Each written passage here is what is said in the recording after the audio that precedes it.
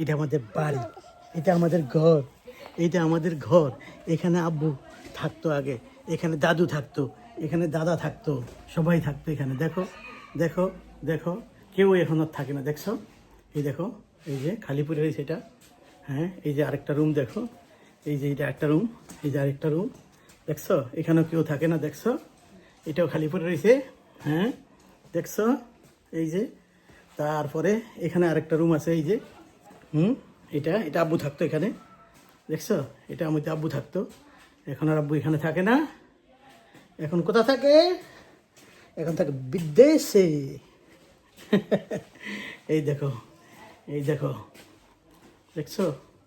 এখানে আরেকটা বাথরুম।